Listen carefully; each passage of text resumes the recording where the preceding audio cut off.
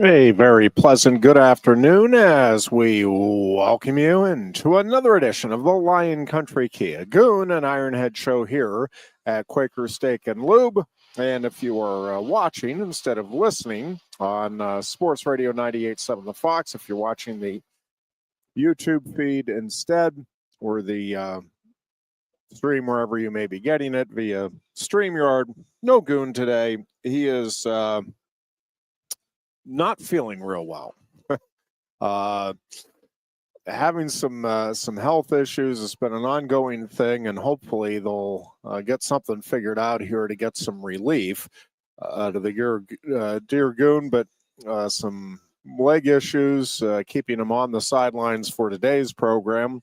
So it's just yours truly here for today, and a few things that we will definitely be getting into. Of course, Big Ten football media days getting underway out in Las Vegas today, and this afternoon press conferences being held. Penn State's portion will be tomorrow.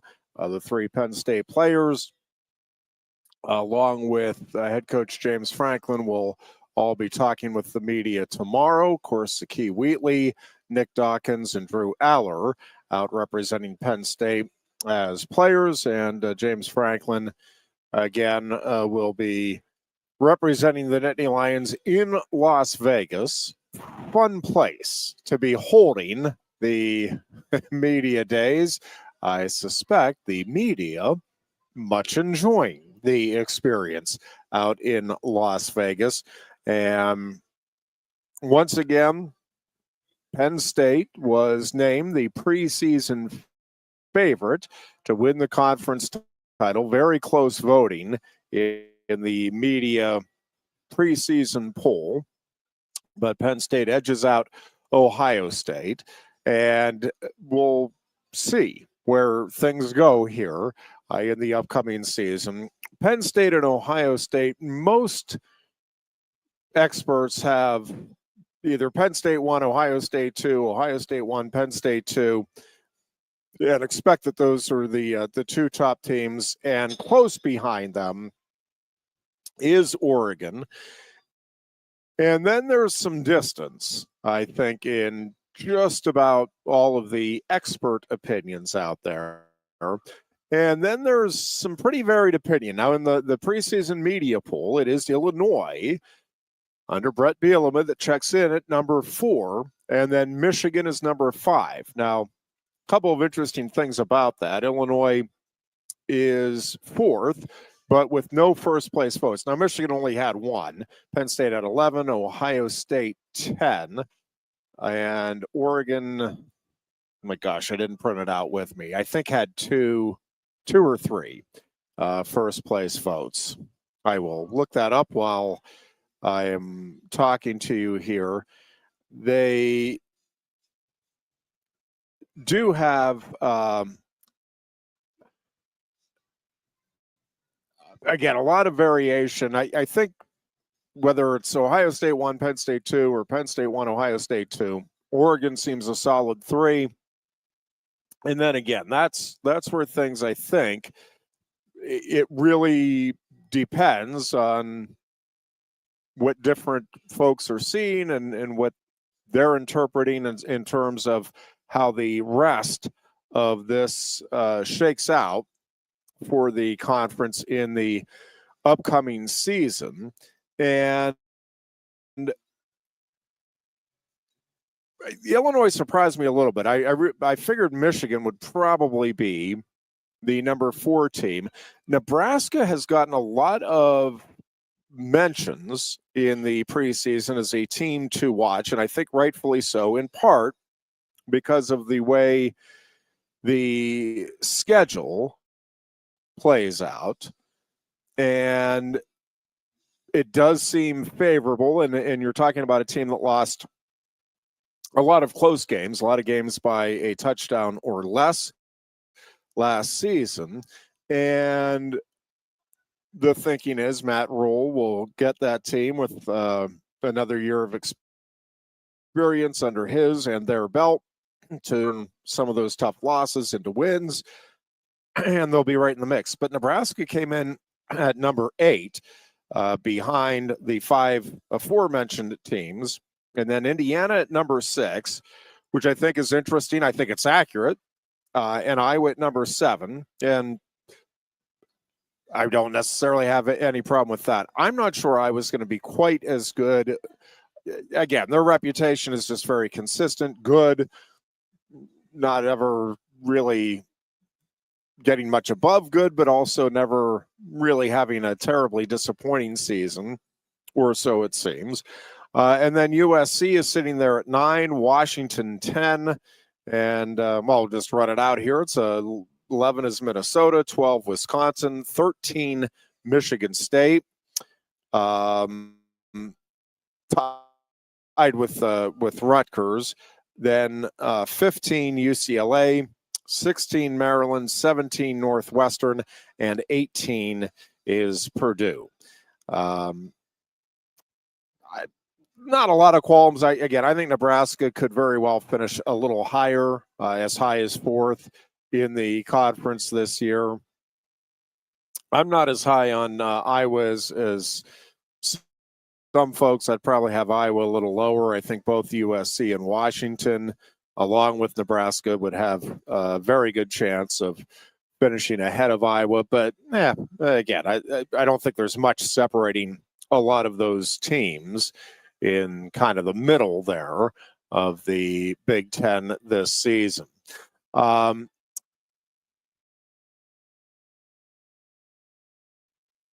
Penn State's perspective, the highly very real isn't going to slow down anytime soon. Again, Texas, probably the 2 most talked about teams in terms of national championship favorites here in the upcoming season. Ohio State and Georgia, usual suspects, certainly expected to be in the mix. Notre Dame, Clemson expected to be in the mix.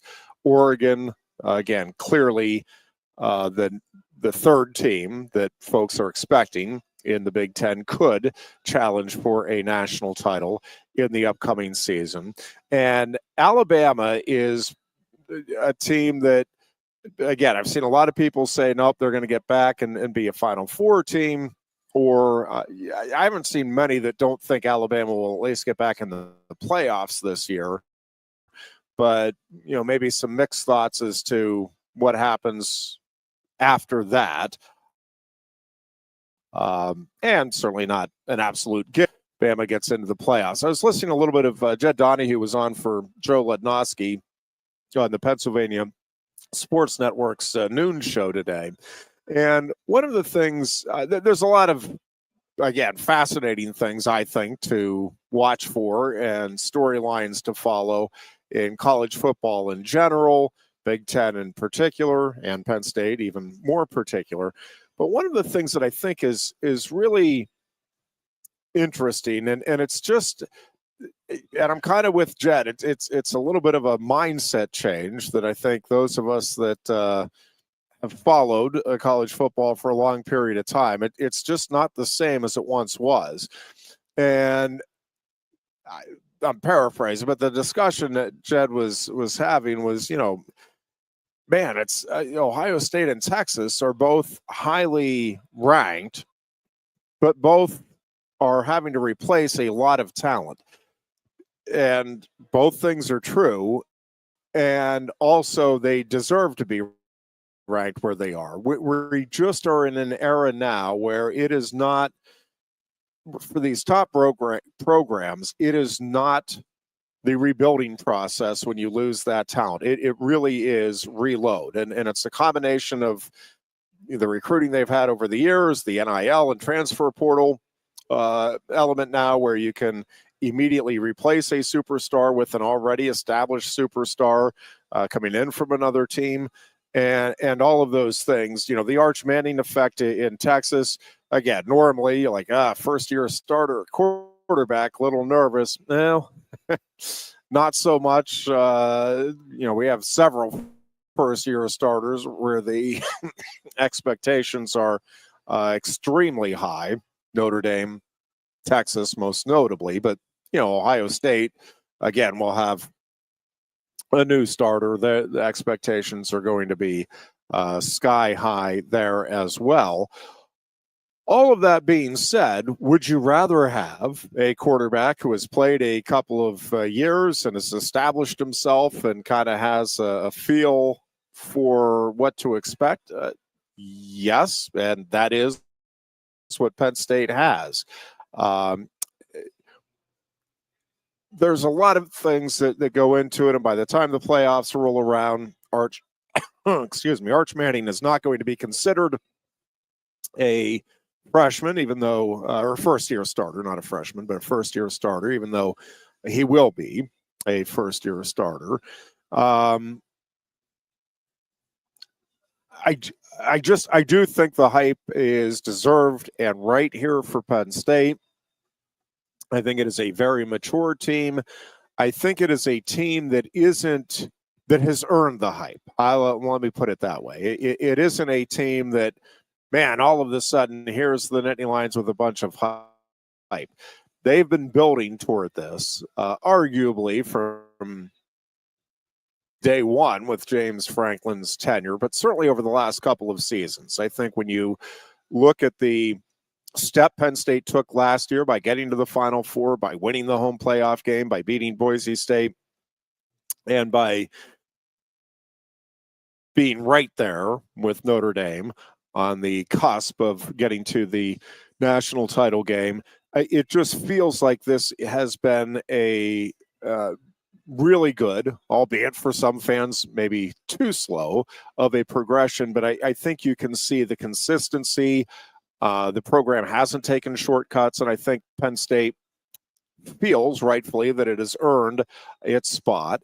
I think when you look at the moves that the program has made, in particular, bringing in Jim Knowles, but just in general, again, over the last couple of seasons, not just this past year, I think that bodes well. Obviously, getting the number of guys who could have got on last year, Nicholas Singleton, Katron Allen, Denai Dennis Sutton, you go right down the list.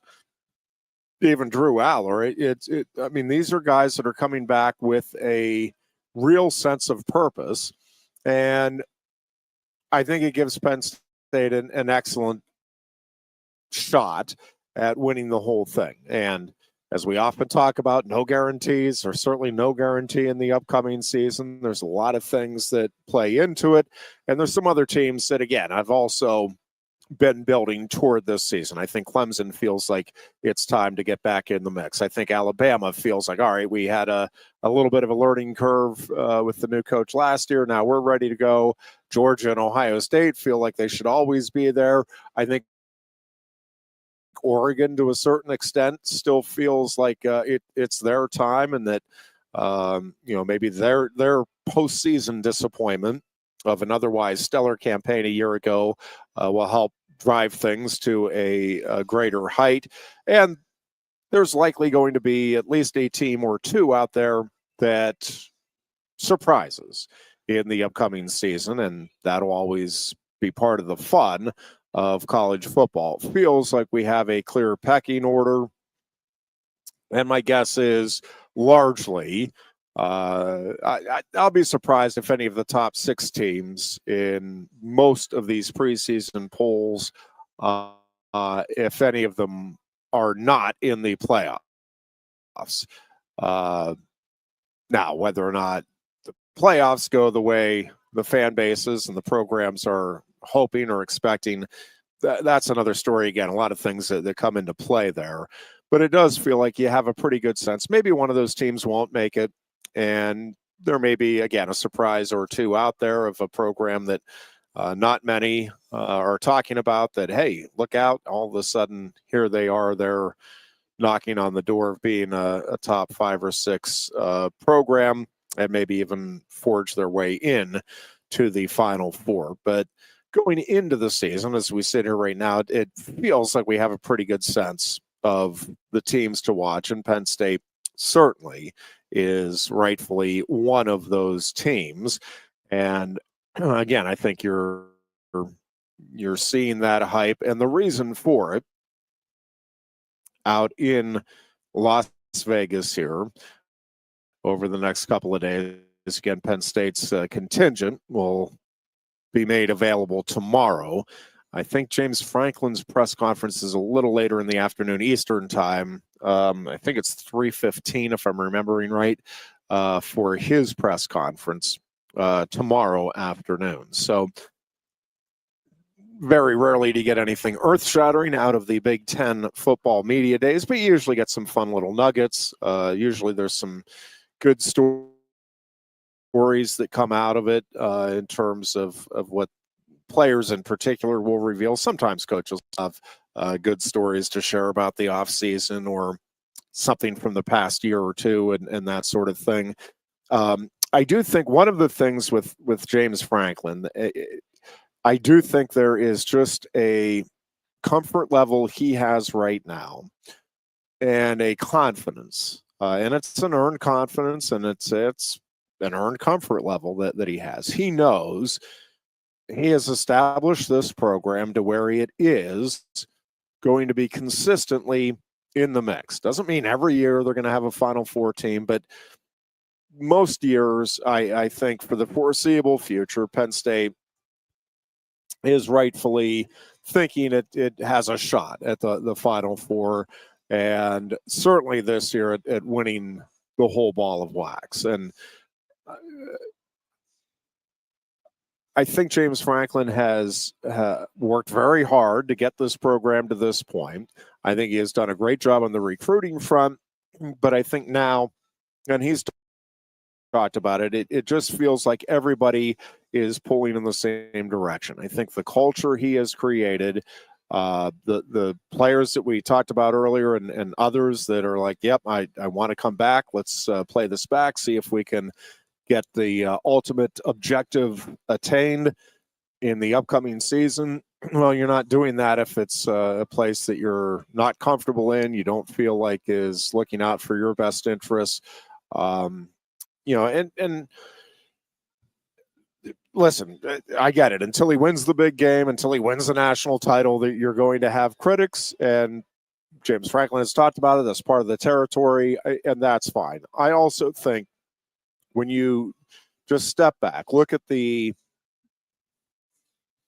picture that he was jumping into, the scenario that he had when he initially took over the Penn State program, what he has established, the consistency with which his team and this program has performed. And again, the culture, the development, the consistency with which Penn State is putting players into the NFL, the consistency with which the program is graduating guys, and those that don't go to the NFL are going on and finding success in other avenues of life. It's all important stuff. And in terms of a consistency, I think they have done a beyond admirable job. And I think with Pat Kraft and the desire now of the athletic department, hey, we're all in on trying to give all of our programs the best chance to win, but it starts with the football program because everything in the athletic department starts with the football program. And I think going out and getting a Jim Knowles just reinforces that, yes, this program is very serious about competing at the highest level and attaining the highest objectives, i.e., we want to do everything we can to go win a national championship. And I think they're doing it largely the Penn State way. I know there are people that will take exception with that. And, yep, it is not like the old days. We have had much more coaching turnover than in the good old days, if you will, for older Penn State fans. I think you just got to look at the reality of the world we're living in, though. That is just part of life, and I don't think ultimately it's a bad thing. I think if your coaches are leaving, and overwhelmingly, there's been exceptions, but overwhelmingly Penn State's coaches, when they leave, it is for a clear step up. It is not lateral moves. And what that allows is the opportunity, much like if you are producing NFL talent, well, players see that, and good young players want to come to a program that is developing talent that can play at the next level, as well as compete for conference and national championships. And coaches, it's the same thing. If you are an ambitious young coach, well, you're seeing Penn State as a place where, man, if I can get there, I can get in with a successful program and learn a thing or two and take that onto the next step of my career. That is not a bad thing. That is how you attract, consistently attract. All right, we lose one coach. Here comes the next great up-and-coming young coach. Oh, we lost him. He's on to a next better position. Well, let's go find, and you keep that feeder system going in that regard. Again, it's not a bad thing that Penn State finds itself in these days, and count me as one of those all on board with the hype train for the 2025 Penn State campaign. NFL camps are opening up. Steelers will open up tomorrow. Well, they'll report tomorrow in Latrobe, and we'll talk about the Steelers and Eagles and expectations. Again, expectations always play a role in sports, and I think it's rightfully it's how we end up judging teams on their seasons and what ultimately they accomplish. And two teams could have the exact same record at the end of the year, and one be sky high and look at it as a rousing success, and the other bitter disappointment and down in the dumps over it. And again, it just depends on if your expectation at the start of the season is, man, I don't think we are even going to have a winning record. And then you get to a, middle of the pack bowl game and you're sitting there at 9-3. It's a holy cow, this is fantastic. If you have national championship aspirations and you finish the season at 9-3 and you're going to a middle of the road bowl game, you are not at all happy with the way that season unfolded. We'll talk a little bit about the Steelers and what the expectations are. And I think they vary a little bit here for Pittsburgh in the upcoming season. It'll be an interesting season. I think that is safe to say, no matter how it unfolds in Pittsburgh in the upcoming year. And we'll talk some NFL football as we continue with our Tuesday edition of the Lion Country Kia Goon and Ironhead show. Again, we are at Quaker Steak and Lube. The all-you-can-eat wing buffet gets underway at 4 o'clock as we go off the air this afternoon. Oh, man, do they do at Quaker Steak and Lube. Again, they have a great selection of wonderful items on their menu, but they're known for their wings. There's a reason they're known for their wings. And if you're not sure about why that is, stop on in anytime after 4 o'clock today and enjoy the all-you-can-eat wing buffet.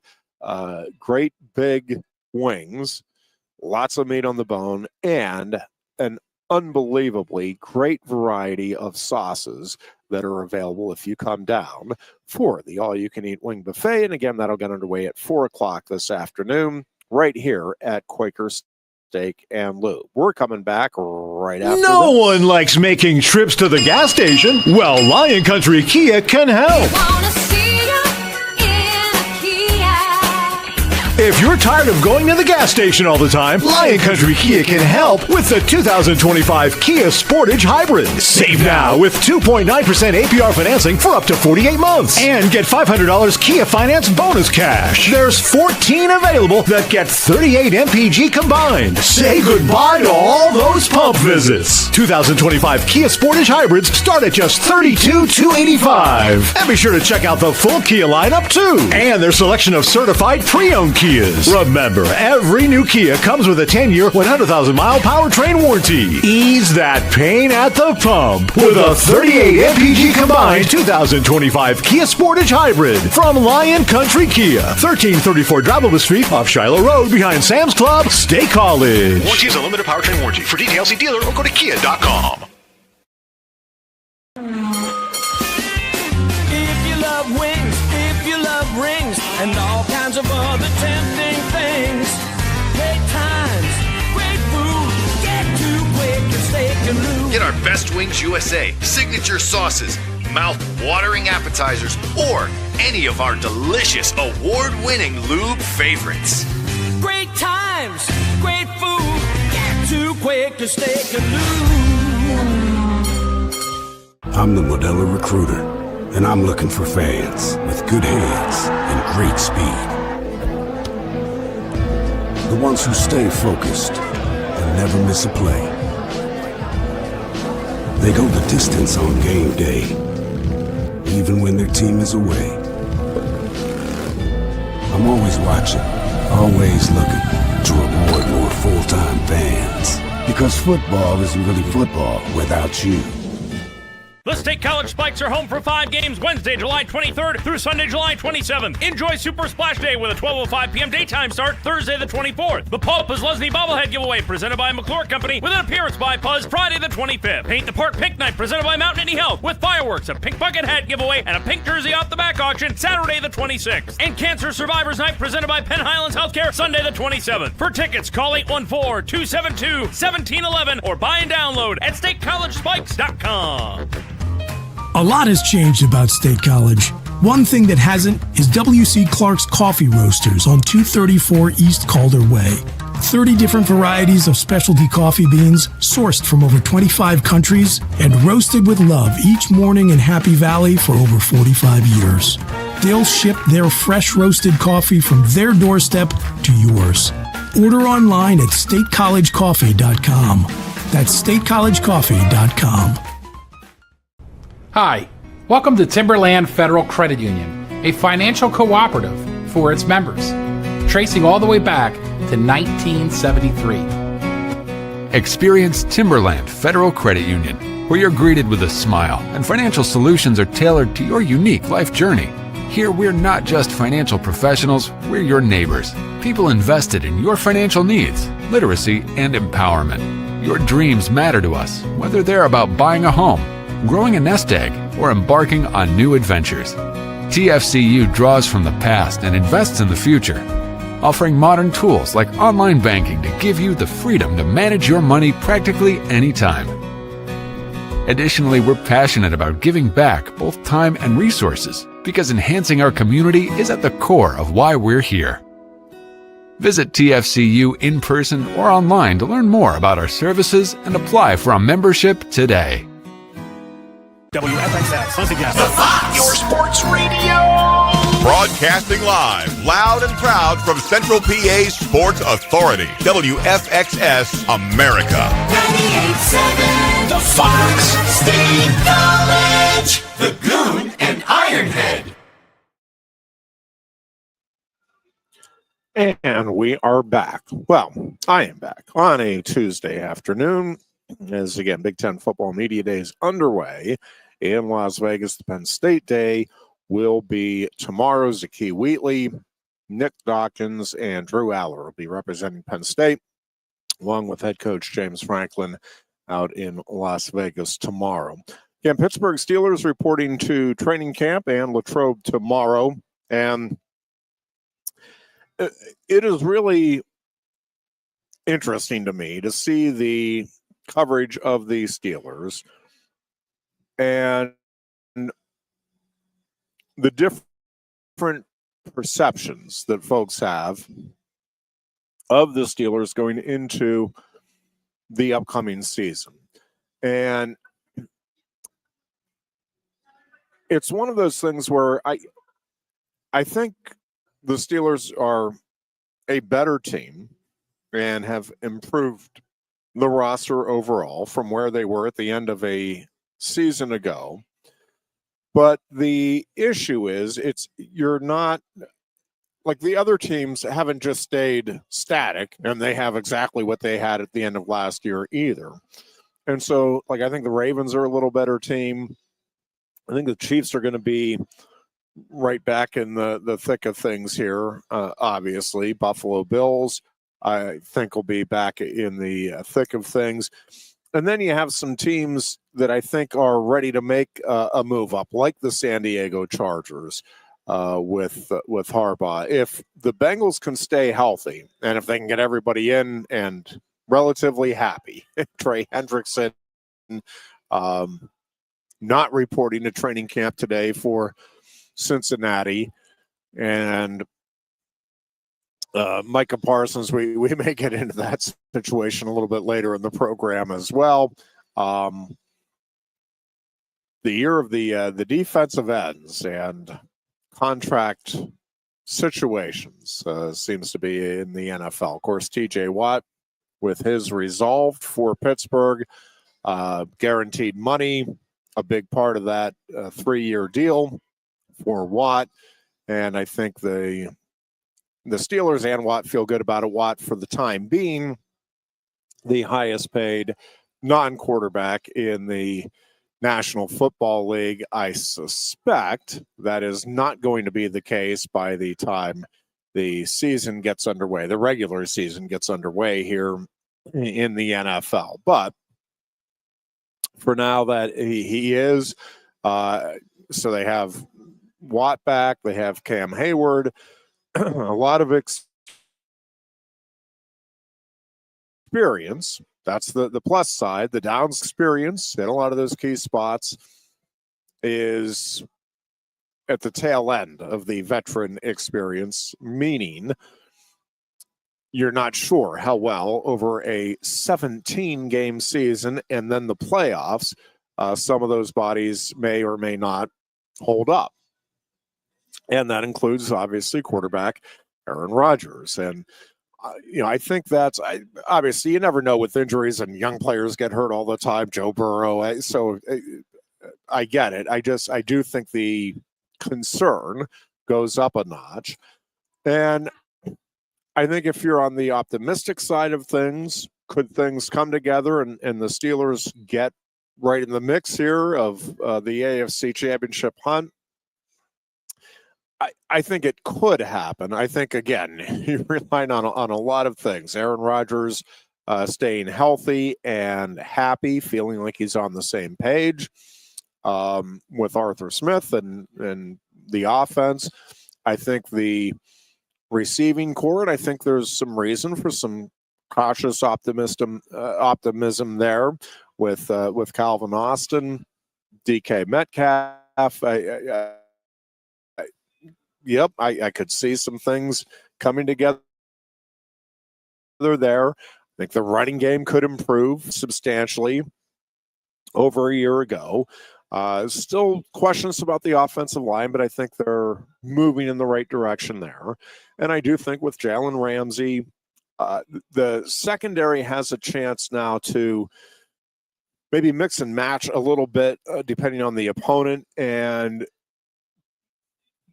the defense as a whole, I think, has some pieces now, not unlike Penn State, where, all right, if depending on what we need in a given week, the team can feel like, all right, we can go, with a 3-linebacker package, a 4-linebacker package, maybe a 2-linebacker package, depending on the given week. And I think there's some versatility here with the Steelers going into the season with what they can do on the defensive side of the ball. At the end of the day, and I was listening to a discussion last night, I think it was on one of the ESPN programs, and they were debating the Steelers, and one of the Ryan Clark was on, and kind of what we were just talking about. Clark was saying, listen, the experience of the different players and the talent level of this team is substantially better than a year ago. Mike Tomlin, say what you want, but he does relate well to the players, and that they're going to play hard for him. And Clark was pretty optimistic. Well, then they got down to, all right, pretty optimistic. And I'm paraphrasing the conversation, but it's like, listen, I think they can get back to the playoffs and win a playoff game, which would be great. And I think most Steelers fans are like, yes, thank you. I'll take a playoff victory. Also, not what you're in this for. You're in this to go win Super Bowls. And certainly if you're in a place like Pittsburgh, that's that. I don't know that there are many folks, and again, we've seen seasons come together unexpectedly, so I'm not sitting here telling you it is impossible. No way that that's the way the season plays out. But as we sit here right now, and I look at the overall AFC, and I look at the Steelers, it feels to me like, and I think the Steelers, I think that is likely what does happen. They get to the playoffs as a wild card team and win a game and then exit. And that would certainly be a step in the right direction. But I think then when you look at, all right, well, where are we at with the quarterback going into the following season? Where are you at with, Cam Hayward? Where are we with his career? And you start going down the line. It's like, I'm not sure that they're ready. Like, this is going to be a step-by-step and back to the Super Bowl. It feels like the Steelers kind of think that this is a year where they have to make that push. And I think they're trying to do it. Unlike the Pirates, I think they realize they are trying to push their chips into the middle of the table. I just don't know at the end of the day if they have enough chips. And well, I think they get to the playoffs and win a game. If you pressed me, all right, that's not what's going to happen. They are either going to get to the Super Bowl or they won't make the playoffs. You take out that middle option. I think it's more likely that they don't get to the playoffs than it is they get to the Super Bowl. And in part, it's because of the division they play in. Because I do think, once again, the AFC North is going to be one of the toughest, if not the toughest, top to bottom divisions in all of the National Football League. The Ravens, to me, clearly are contenders, Super Bowl contenders in the upcoming season. I think the Bengals could very well be Super Bowl contenders. Again, if Burrow can stay healthy, if they can get a couple of players to rise to the occasion, if they can get Hendrickson in and satisfied, all of those things. But that, like, I don't think it would be shocking to see the Bengals get to the Super Bowl. And the Browns, I know we say it every year, but man, that is a roster with a lot of talent on it. And they just are. They are a very talented football team. Whether or not as an organization they're able to take that next step this year or ever, I don't know.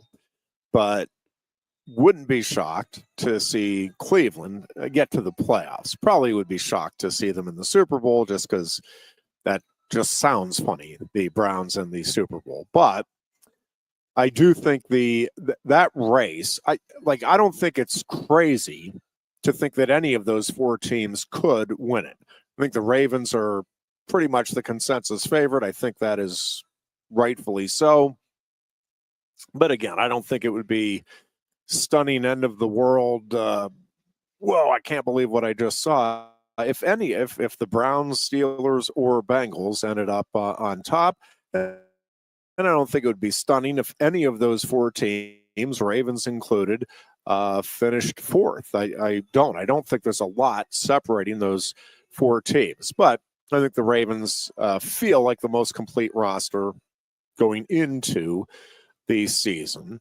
And I think that they are the team to beat right now in the AFC North. And I think, again, for the Steelers, all right, just in your division, I think you're kind of neck and neck with Cincinnati as to the second pick right now going into the season in your division.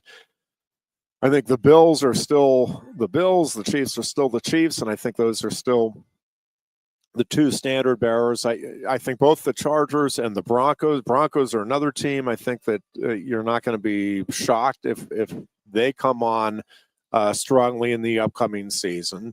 The AFC East is going to be interesting, I think, because the Dolphins feel to me like they've taken a step back here in this offseason when it felt like they had an opportunity to maybe get right in the mix of things. Again, we'll see how it plays out, but it feels like they're not going to be quite as good.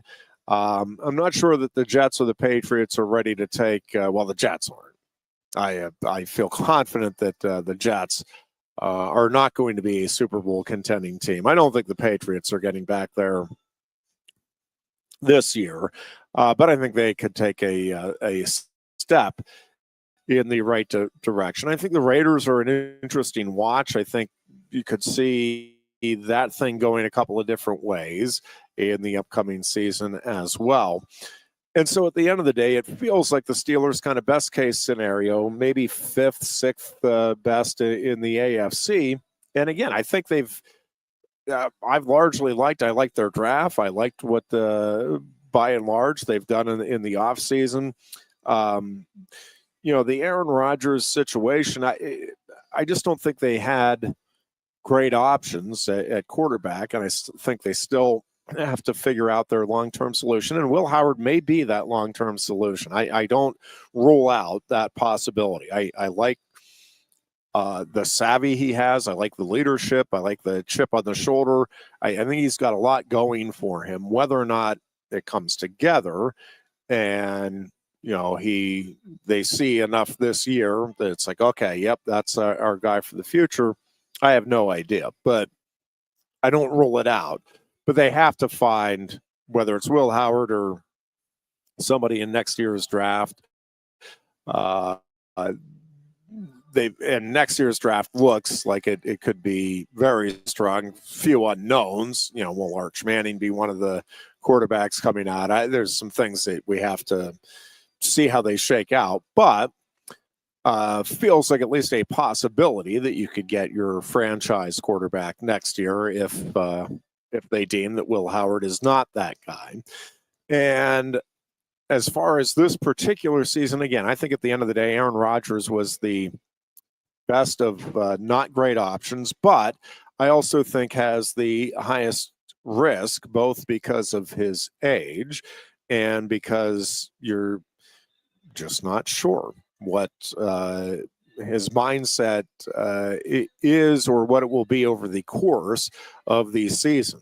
And I think that makes the Steelers feel like a very treacherous, very tentative pick, even to be a playoff team in the upcoming season. I do think they'll get to the playoffs. I do like the defense overall, and I think the offense has a chance to put some things together and to be good enough to really be competitive in the AFC North, which, if you're competitive in the AFC North, you have a chance to be competitive in the AFC, period. But I think the Steelers end up being one of the most intriguing watches of the upcoming season. Aaron Rodgers alone, I realize, makes them a team that a lot of people are going to have their eyes on.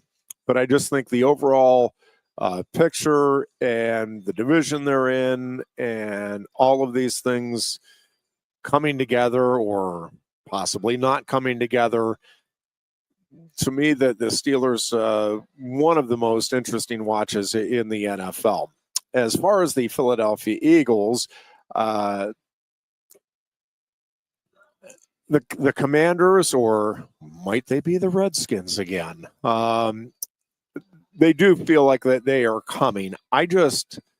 Philadelphia really feels like it is in really good position here to go ahead and do the seemingly impossible in the NFC East, which is winning back-to-back division titles.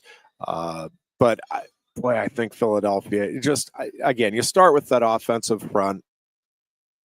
you go to Jalen Hurts, and I'm watching the, manufactured, is Jalen Hurts a top 5 or a top 10 quarterback? What does it matter? He is such a good fit for that team, that roster. To me, he clearly is a top 10 guy. I'm not sure a top 5. I don't know what it matters. I think he's the right guy for that team. You just won a Super Bowl with him. So if I'm Jalen Hurts, go ahead and rank me as the 32nd best quarterback. What do I care? I'm going out and winning Super Bowl titles. You have your you keep your ranking and take your top 3, 5, 10 quarterbacks and do what you want with them when winning the Super Bowl. It just and I get it, it's part of the fun of sports, we all do it, but I just think Jalen Hurts is the right guy for that team, and regardless of where he ranks with any other team and what he has around him, man, he knows how to get that offense clicking. And I do think it's underappreciated. When they needed a play from him, he delivered. Well, they didn't need a play from him very often. Well, that's fine. But when they did, he delivered. Well, that's what you want your quarterback to do. Not make mistakes that kill you.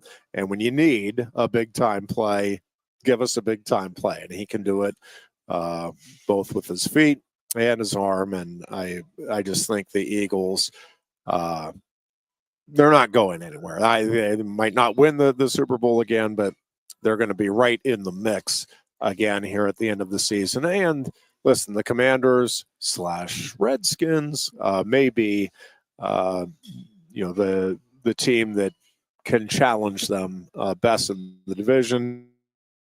I think we are seeing again why the Cowboys are very unlikely to be challengers. And if you didn't follow that saga with Jerry Jones and Micah Parsons, we'll pick up that conversation when we continue with our Tuesday edition of the Lion Country Kia Goon and Ironhead show here from Quaker Steak Lube. No one likes making trips to the gas station. Well, Lion Country Kia can help. If you're tired of going to the gas station all the time, Lion Country Kia can help with the 2025 Kia Sportage Hybrid. Save now with 2.9% APR financing for up to 48 months. And get $500 Kia Finance bonus cash. There's 14 available that get 38 MPG combined. Say goodbye to all those pump visits. 2025 Kia Sportage Hybrids start at just $32,285. And be sure to check out the full Kia lineup too. And their selection of certified pre-owned Kias. Remember, every new Kia comes with a 10-year, 100,000-mile powertrain warranty. Ease that pain at the pump with a 38 MPG combined 2025 Kia Sportage Hybrid from Lion Country Kia, 1334 Drivable Street off Shiloh Road behind Sam's Club, State College. Warranty is a limited powertrain warranty. For details, see dealer or go to kia.com. If you love wings, if you love rings, and all kinds of other tempting things, great times, great food, get to Quaker Steak Lube. Get our Best Wings USA, signature sauces, mouth-watering appetizers, or any of our delicious award-winning lube favorites. Great times, great food, get to Quaker Steak Lube. I'm the Modelo Recruiter, and I'm looking for fans with good hands and great speed. The ones who stay focused and never miss a play. They go the distance on game day, even when their team is away. I'm always watching, always looking to reward more full-time fans. Because football isn't really football without you. The State College Spikes are home for 5 games Wednesday, July 23rd through Sunday, July 27th. Enjoy Super Splash Day with a 12:05 p.m. daytime start Thursday the 24th. The Pope is Lesney Bobblehead giveaway presented by McClure Company with an appearance by Puzz Friday the 25th. Paint the Park Pink Night presented by Mountain Indy Health with fireworks, a pink bucket hat giveaway, and a pink jersey off the back auction Saturday the 26th. And Cancer Survivors Night presented by Penn Highlands Healthcare Sunday the 27th. For tickets, call 814-272-1711 or buy and download at statecollegespikes.com. A lot has changed about State College. One thing that hasn't is W.C. Clark's Coffee Roasters on 234 East Calder Way. 30 different varieties of specialty coffee beans sourced from over 25 countries and roasted with love each morning in Happy Valley for over 45 years. They'll ship their fresh roasted coffee from their doorstep to yours. Order online at statecollegecoffee.com. That's statecollegecoffee.com. Hi, welcome to Timberland Federal Credit Union, a financial cooperative for its members, tracing all the way back to 1973. Experience Timberland Federal Credit Union, where you're greeted with a smile and financial solutions are tailored to your unique life journey. Here, we're not just financial professionals, we're your neighbors, people invested in your financial needs, literacy, and empowerment. Your dreams matter to us, whether they're about buying a home, growing a nest egg, or embarking on new adventures. TFCU draws from the past and invests in the future, offering modern tools like online banking to give you the freedom to manage your money practically anytime. Additionally, we're passionate about giving back both time and resources because enhancing our community is at the core of why we're here. Visit TFCU in person or online to learn more about our services and apply for a membership today. WFXS, listen, guys. Your sports radio. Broadcasting live, loud and proud from Central PA's Sports Authority. WFXS America. 98.7 The Fox State College. The Goon and Ironhead. And we are back here at Quaker Steak and Lube on a Tuesday afternoon. If you have not followed the story with the Dallas Cowboys and Micah Parsons, Parsons is heading into the last year of his contract and wants to renew his contract and would like to get an agreement on an extension. And head coach Brian Schottenheimer said he wasn't sure if Parsons was planning on coming into practice. In the meantime, Parsons had said that the Cowboys are making it more complicated, the process more complicated than it needs to be, by just waiting until Parsons felt like the last minute. Jerry Jones, the owner of the Dallas Cowboys, saying yesterday that Parsons is very savvy on the business side of football, and then went on to say that the Cowboys may have signed some players in the past too early in the process, and seem to say that, you know, we're not sure that Parsons is ultimately going to be worth, reading between the lines a little bit, ultimately be worth the salary that he would currently command with a new deal. It was just interesting that Jerry Jones wanted to, he pointed out the injuries last year that Parsons missed some time with injury, and went on to this thing about, you know, just because we sign somebody doesn't mean they're going to be there. Well, that's, I mean, yes, it's football, and it is a physical sport, and no matter what player you sign, there is never a guarantee that any of those players are going to stay healthy for an entire season.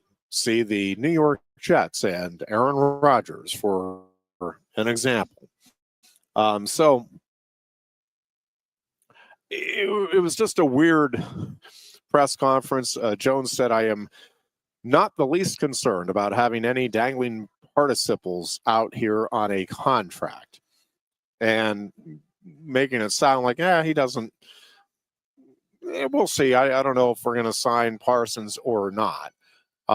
As you might expect, this is leading to a bit of a backlash against Jerry Jones and Cowboys fans have expressed, I think it'd be fair to say, more than a little frustration with the lack of urgency shown by Jones in signing one of the Cowboys' superstars, maybe their biggest superstar right now, as they head into a season where expectations are not that high. Once again, Cowboys are a clear number 3 preseason pick in the NFC East, behind the Eagles, who are the clear favorite, and the Commanders/Redskins, who are the clear number 2. And again, some feel this may be the year where they rise back to the top of the NFC East. I have not seen anybody projecting that they think the Cowboys will top both the Commanders/Redskins and the Eagles in the upcoming season. So it is good to see, as a Cowboys hater, the drama unfold in Dallas. Although, as a Penn Stater, hoping that Micah Parsons does get his when it is all said and done. And we'll just have to see how Micah Parsons now, as well as the Cowboys, but how Parsons in particular now handles this situation and what the ultimate outcome is here, and how this plays in the locker room for the upcoming season. And again, as a Cowboys hater galore, more than happy to see that this is the way things are unfolding with the Cowboys in this preseason. The more drama, the better, is the way I look at it. Couple of other things, and then we'll take another break here. The Penn State women's volleyball team has some pretty high expectations in the upcoming season once again. Nittany Lions coming off one of the more memorable seasons in program history. Obviously, Russ Rose's national titles will go down as historically great, and there were some truly unbelievable teams he had in there. I think because of the situation with Katie Schumacher-Colley and the fight with breast cancer, and then her battle with that, and then her becoming the first female coach to win a Division I women's volleyball championship, and that team being down 2-0 in the semifinals, all of those things, it's just going to stand out as a really, really special season in the history of Penn State women's volleyball. Now, the question is, can they go on a run and, get a dynasty of sorts going? I think it's possible. I think they are one of the contenders for sure. I think some of the usual suspects, I think kind of the top 4 teams from a year ago, all among the contenders as well. Nebraska looks very formidable in the upcoming season. I think both very good teams coming back. But Penn State has made some good offseason moves.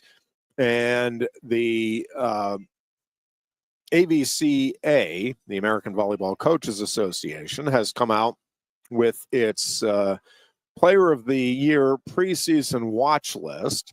And Penn State has 2 players on that watch list, Izzy Stark and Kennedy Martin. So both, again, are on the preseason watch list, which tells you that Penn State is expected to, again, at least be in the mix as a title contender here in the upcoming season.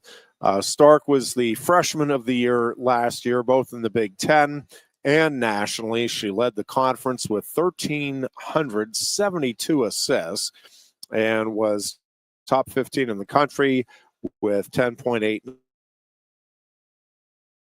assists per set. She was beyond outstanding. And this year we'll have a new outside hitter in Kennedy Martin to set 2. Martin, a transfer from Florida. She was a first-team All-American last season and put up 6.28 points per set, which was tops in the nation. So you would think those two are going to put up some pretty gaudy numbers, having each other to work off of and with in the upcoming season. And it is one of the reasons that Penn State is among the teams expected to contend for the national title once again in the upcoming season. But some exciting news there. Also on the wrestling front, Zane Rutherford was the first overall pick in the Claw draft, which is a new wrestling league. There's a couple of new wrestling leagues that are coming out, and Penn Staters involved in both. But Zane, again, a number 1 overall pick. I think they did 4 rounds of the draft for the Claw League last night, and I think the next 4 are coming up tonight. If you missed it, Luke Lillidahl lost I think it was an 8-5 decision in the USA versus Russia dual meet and exhibition that occurred over in Budapest in Hungary. And if you believe that there's nothing like experience to allow you to become better at something, Luke Lillidahl ought to be through the roof when we get around to the college season. He has done a lot of wrestling and gained a lot of experience here in this off season. And again, he's losing to guys that are ranked in the world. The Russian he lost to is ranked 4th in the world. Lillidahl, by the way, up to number 5 in the world rankings. So some very good experience, albeit not the experience he was looking for in the dual meet yesterday. Again, 8-5, he's right there and just keeps building, gets a little bit better, a little more experience, a little extra learning session each time out, and very, very excited to see what he can do in the upcoming season. We're going to switch gears a little bit and talk some baseball when we come back. The Pirates and the Phillies, both with interesting games last night and some fascinating results. Long time since we saw, a long time since we saw something that happened for the Pirates last night, and a really long time since we saw anything in Major League Baseball like what we saw to end the Phillies game last night. And we'll talk about both of those teams and the games last night in particular when we return. You are listening to the Lion Country Kia Goon and Ironhead show right here on Sports Radio 98.7. No one likes making trips to the gas station. Well, Lion Country Kia can help. If you're tired of going to the gas station all the time, Lion Country Kia can help with the 2025 Kia Sportage Hybrid. Save now with 2.9% APR financing for up to 48 months. And get $500 Kia Finance bonus cash. There's 14 available that get 38 MPG combined. Say goodbye to all those pump visits. 2025 Kia Sportage Hybrids start at just $32,285. And be sure to check out the full Kia lineup too. And their selection of certified pre-owned Kias. Remember, every new Kia comes with a 10-year, 100,000-mile powertrain warranty. Ease that pain at the pump with a 38 MPG combined 2025 Kia Sportage Hybrid from Lion Country Kia, 1334 Drivable Street off Shiloh Road behind Sam's Club, State College. Warranty is a limited powertrain warranty. For details, see dealer or go to kia.com. If you love wings, if you love rings, and all kinds of other tempting things, great times, great food, get to Quaker Steak Lube. Get our Best Wings USA, signature sauces, mouth-watering appetizers, or any of our delicious award-winning lube favorites. Great times, great food, get to Quaker Steak Lube. I'm the Modelo Recruiter. And I'm looking for fans with good hands and great speed. The ones who stay focused and never miss a play. They go the distance on game day, even when their team is away. I'm always watching, always looking to reward more full-time fans. Because football isn't really football without you. The State College Spikes are home for 5 games Wednesday, July 23rd through Sunday, July 27th. Enjoy Super Splash Day with a 12:05 p.m. daytime start Thursday the 24th. The Pope is Leslie Bobblehead Giveaway presented by McClure Company with an appearance by Puzz Friday the 25th. Paint the Park Pink Night presented by Mountain Indy Health with fireworks, a pink bucket hat giveaway, and a pink jersey off the back auction Saturday the 26th. And Cancer Survivors Night presented by Penn Highlands Healthcare Sunday the 27th. For tickets, call 814-272-1711 or buy and download at statecollegespikes.com. A lot has changed about State College. One thing that hasn't is W.C. Clark's Coffee Roasters on 234 East Calder Way. 30 different varieties of specialty coffee beans sourced from over 25 countries and roasted with love each morning in Happy Valley for over 45 years. They'll ship their fresh roasted coffee from their doorstep to yours. Order online at statecollegecoffee.com. That's statecollegecoffee.com. Hi, welcome to Timberland Federal Credit Union, a financial cooperative for its members, tracing all the way back to 1973. Experience Timberland Federal Credit Union, where you're greeted with a smile and financial solutions are tailored to your unique life journey. Here, we're not just financial professionals, we're your neighbors, people invested in your financial needs, literacy, and empowerment. Your dreams matter to us, whether they're about buying a home, growing a nest egg, or embarking on new adventures. TFCU draws from the past and invests in the future, offering modern tools like online banking to give you the freedom to manage your money practically anytime. Additionally, we're passionate about giving back both time and resources because enhancing our community is at the core of why we're here. Visit TFCU in person or online to learn more about our services and apply for a membership today. WFXS, once again. The Fox, your sports radio. Broadcasting live, loud and proud from Central PA's Sports Authority. WFXS America. 98.7 The Fox State College. The Goon and Ironhead. Back here at Quaker Steak and Lube on a Tuesday afternoon. Again, Goonless. Hopefully the dear Goon will be back with us in short order, just getting the leg hopefully healed up a little bit today. Paul Skeens and the Pittsburgh Pirates got a 3-0 victory after an absolutely embarrassing series against the lowly White Sox, and to open up the second half of the season coming out of the All-Star break. Had a couple of great crowds on hand and just god-awful baseball put together by the Pirates. And then they come out and beat the team with the best record in Major League Baseball, although the Tigers have not been lighting the world on fire right before the All-Star break or coming out. But still best record in baseball going into last night at 60-40. And Paul Skeens does what Paul Skeens does, and he threw 6 shutout innings, got himself out of a couple of jams, struck out 6, walked just 1, did have a hit batter in the game as well.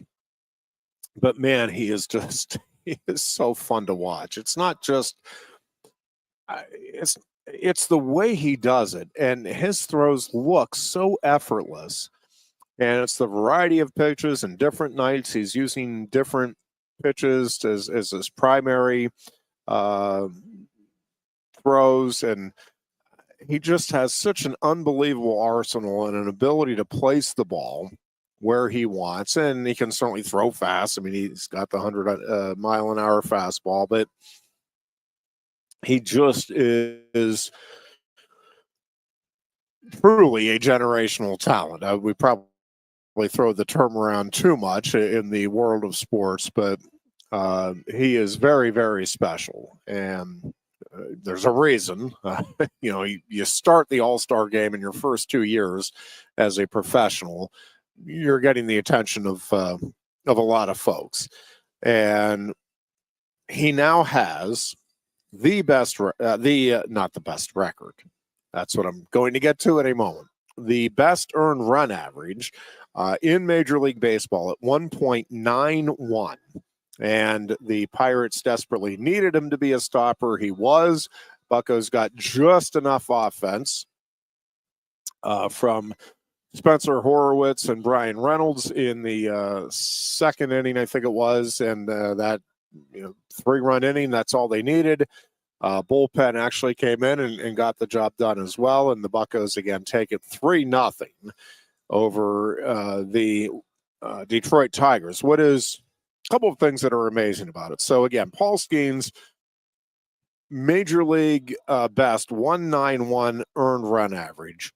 I think that was his, I'm forgetting if it was his 20th or 21st start. He either had 20 going in or last night was his 20th. But he is 5-8 on the season. And they were talking about it during the broadcast last night is can he, and obviously we've got a lot of season left and the record could end up substantially different than what it is right now. But if he does finish with the lowest ERA, but the Pirates lose 100 games and Skeens finishes sub 500 anyway, the likelihood of him winning the Cy Young. Now, he is such a unique talent and such a revered talent that I would say if anybody can win the Cy Young with a losing record, it would be Paul Skeens. And I would argue he would have earned it.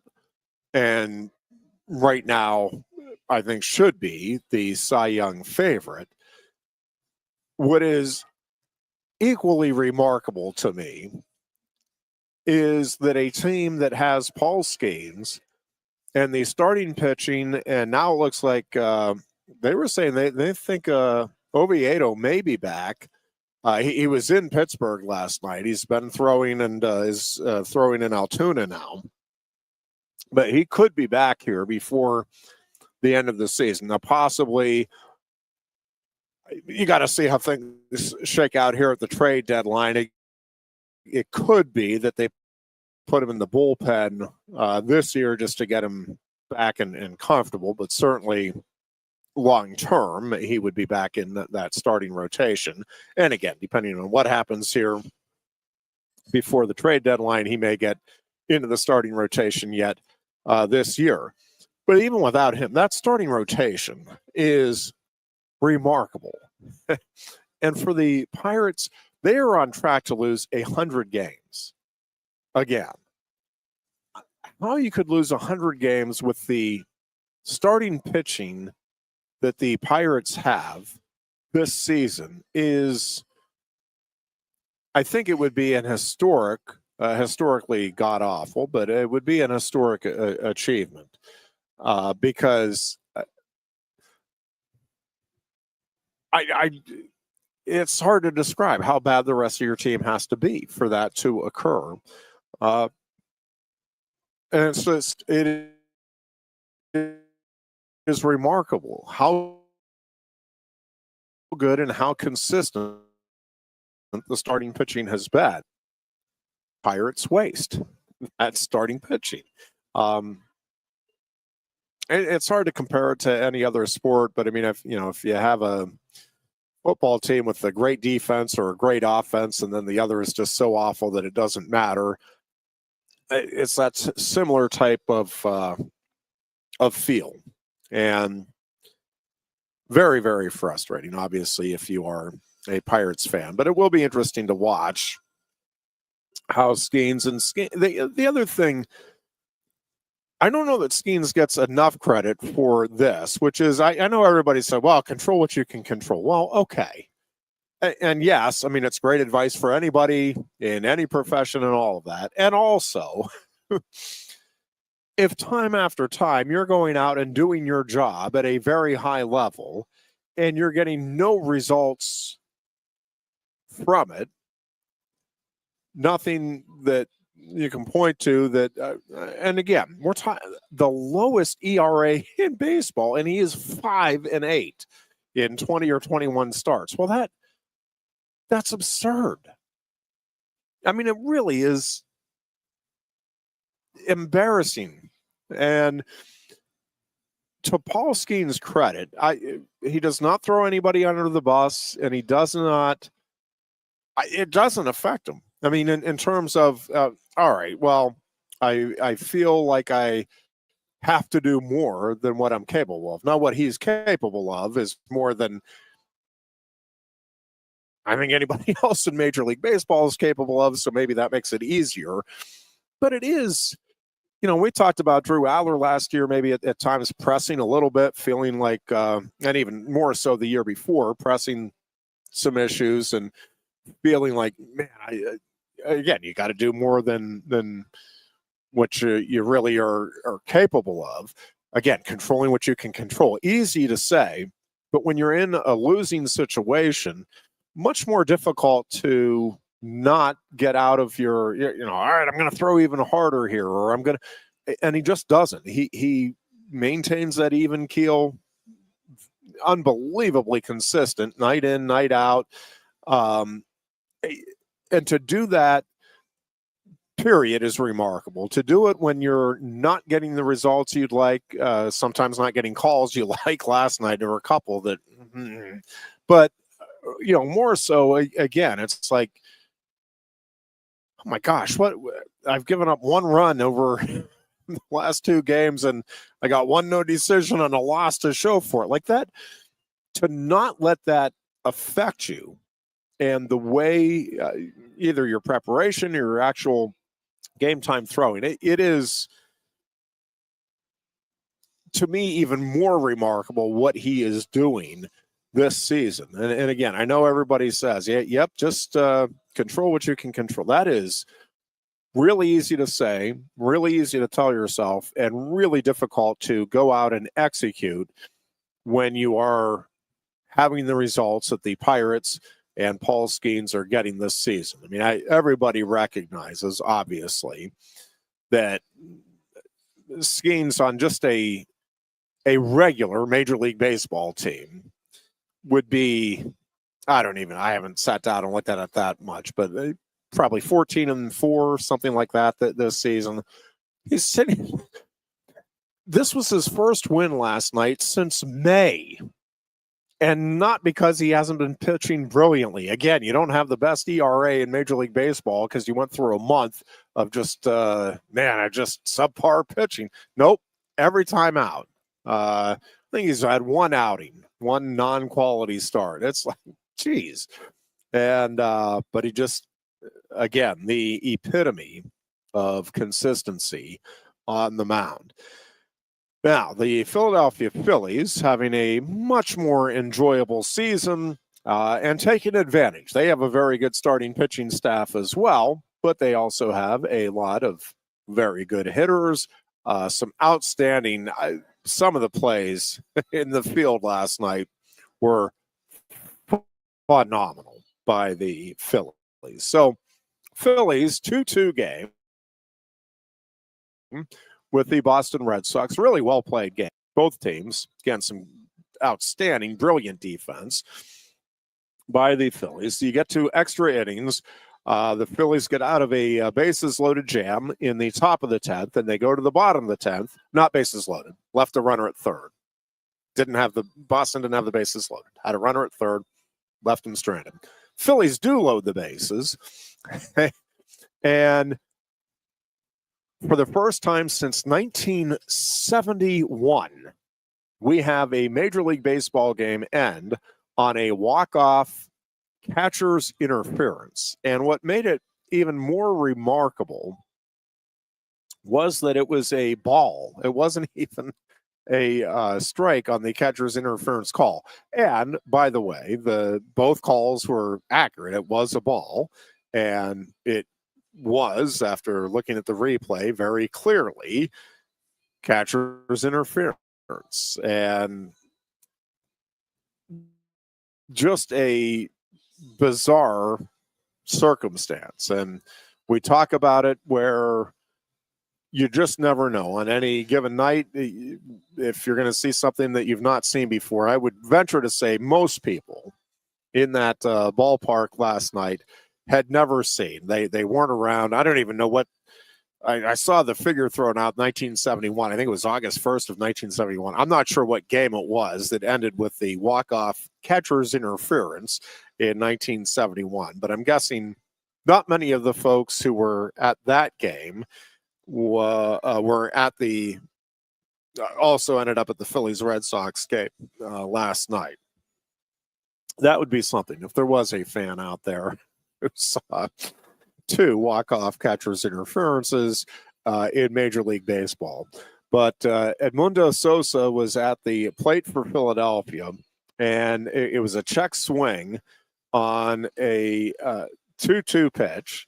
And again, the call was ball. He checked his swing, but you can see Sosa immediately turns around and says, that was catcher's interference. And they go and review it, and there's no question the bat hits the glove on the check swing, and that it's catcher's interference. I mean, the glove is moved into the batting path. And so after review, like, yep, that call is overturned and Phillies win it. Everybody advances a base on the catcher's interference.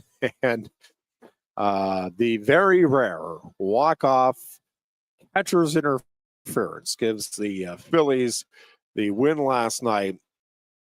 This has been quite the race here this season between the Phillies and the Mets, and it remains so. The Phillies maintain a half-game lead in the National League East with the win last night.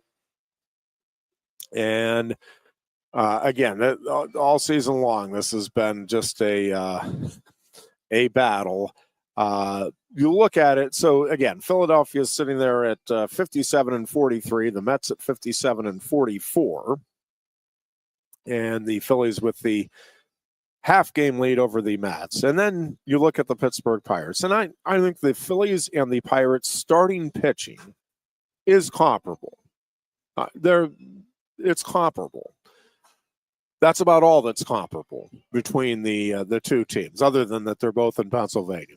Pirates are now 40-61 and are 20 and a half games behind the Brewers in the National League Central, and they are now a full 12 games behind the next closest team, which is the Cincinnati Reds at 52-49. And we've been saying it all season long. Thank God, if you're a Pirates fan, for the Colorado Rockies, who are a truly historically bad baseball team. Rockies are now 24-76 on the season. That is really unbelievable. That they are winning less than a quarter of their games. That is, it's hard to get your head around that. Again, by comparison, Pirates are awful. They have a .396 winning percentage. The Rockies are .240.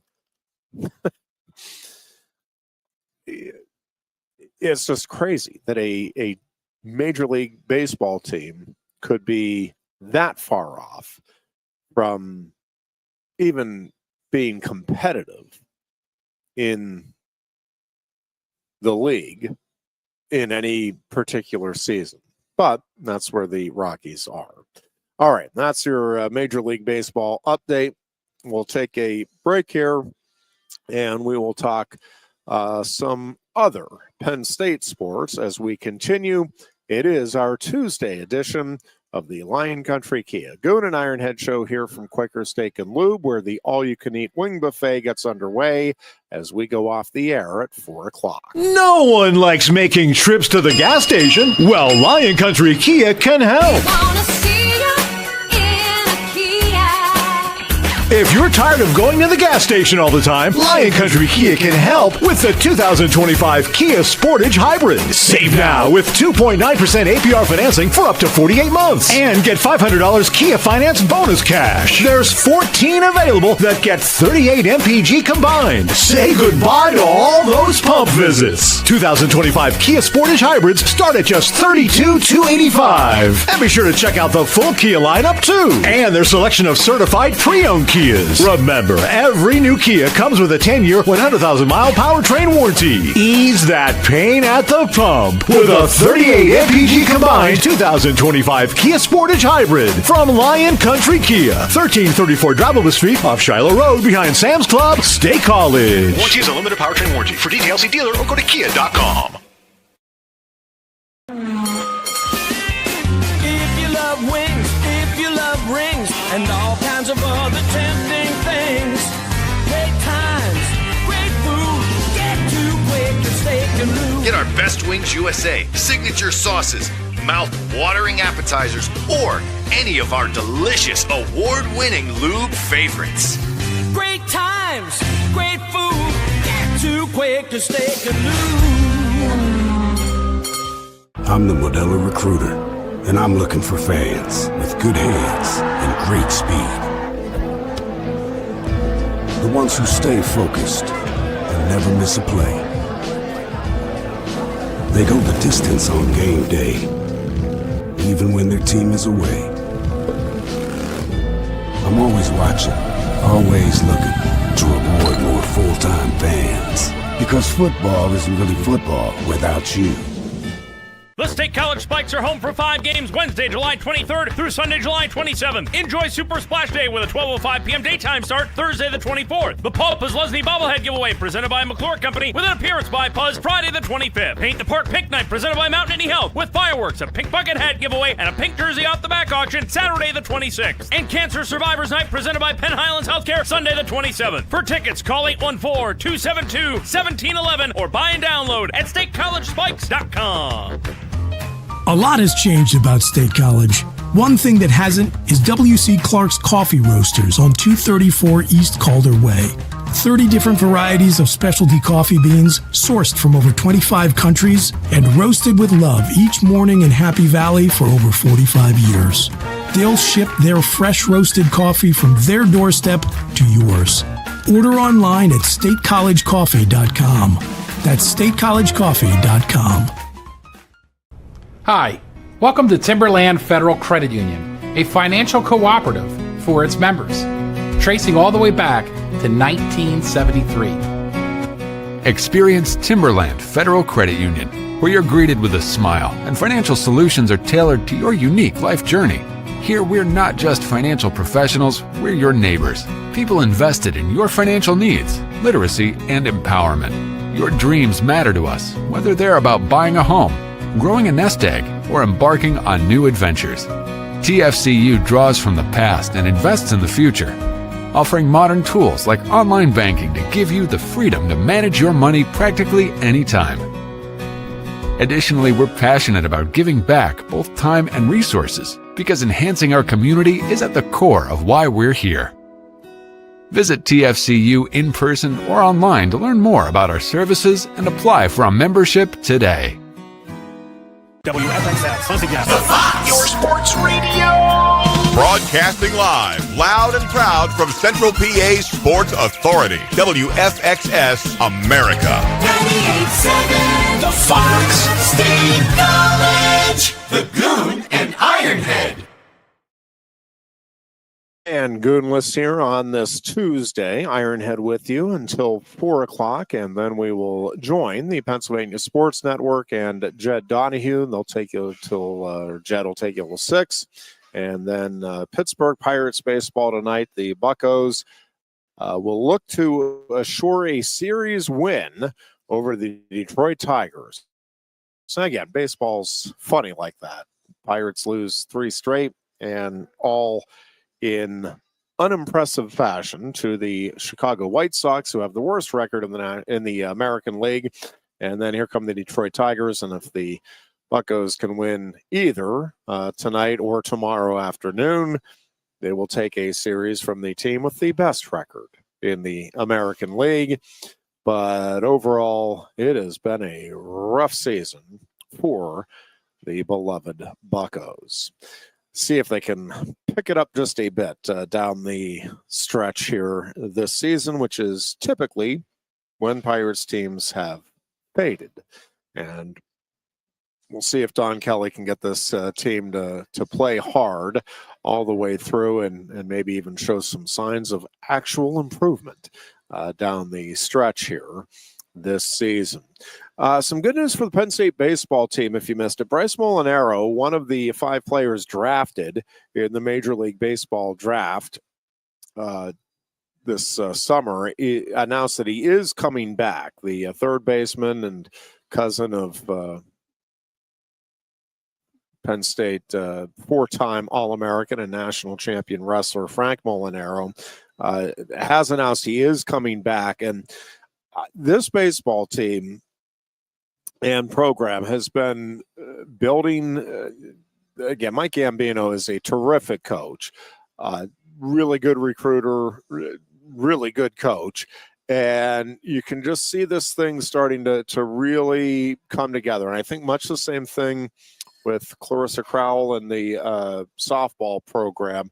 If they can stay healthy, if they can keep their key components healthy, I think this has a chance to be a pretty special spring on the diamonds for Penn State with both the baseball and softball teams. Of course, we talked about Penn State women's volleyball. We've been talking, and we're all on the hype train for Penn State hockey as well. And of course, the Penn State wrestling team is just in nonstop hype mode, and certainly expectations are sky high again for the upcoming season. And I think you look at what these guys are doing on the freestyle circuit in the world team and in both age group brackets and just on the senior team, senior level squad.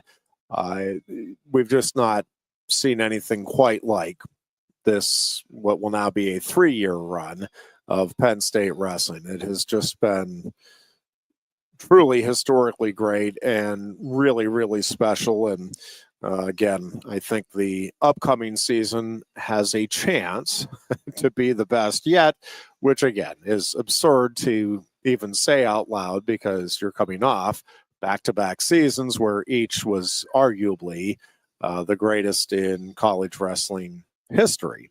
And yet, again, the upcoming season has a chance to surpass even the accomplishments of the last 2 years. Regardless of how it plays out, Penn State certainly has a team that will be a force to be reckoned with and a team that will put out, at the very least, an All-American contender at all 10 weights and possibly a national title contender at all 10 weights. Certainly a national title contender at the majority of weights at the very least. So expectations, as we've been talking about, very high across the board for Penn State athletics. I think the men's soccer program is on the rise. The women's soccer program is a perennial power in both the Big Ten and on the national scene. Again, the women's hockey program, while the expectations aren't quite what the men's program has in the upcoming season, feels like they're ready to take the next step and be, definitively a top 10 type of team in the upcoming season. Men's volleyball, I think, has a chance to get right back in the mix. I think women's gymnastics is on the rise. Men's gymnastics, a perennial contender. And you just go right down. Again, the track and field team, all kinds of academic accolades, including that program is really on the verge of kind of taking that next step too, and being a top 20 track and field program, both men's and women's. And where Penn State is obviously very excited about the football season, I think the athletic program as a whole, I'm not sure that some, even though we've been talking about it, and I think we've done a pretty good job of explaining, I'm still not sure some understand just how much hype and how much of a draw, not just here, I'm talking about it nationally and even internationally, how much of a draw Penn State hockey is going to be in the upcoming season. And that's the thing. When you are talking now about high-profile college athletic sports, obviously you start with football, and men's basketball is close second. Wow, a definitive second. I don't know about how close, but definitive second. So you have football 1, basketball 2. When you talk about the profile of a program, I'm not sure. Women's volleyball is up there now in terms of sports that have strong followings, and you witness what Nebraska has been able to draw with the outdoor game. I think you look at when Penn State visited Pitt last year, it can be a tremendous draw as well. Again, this particular hockey team, because of Gavin McKenna and company, it is going to be a big draw in the Big Ten for sure. Obviously, at Pagola, Penn State hockey is always a big draw.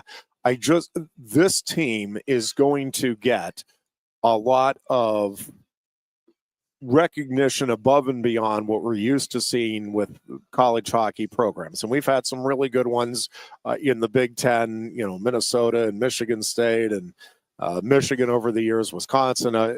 There's been some really good teams and a lot of hype around a lot of these programs. I don't think we have ever seen what we're going to see in terms of the hype and the highlights shown and the just show that is going to be Penn State hockey in the upcoming season. So if you're a hockey fan, sit back and enjoy it. If you're not a hockey fan and you want to see what all the fuss is about, this would be the year to jump on board and check it out. Although getting a ticket may be the biggest challenge. But even on TV, I think this thing is going to come through as the remarkably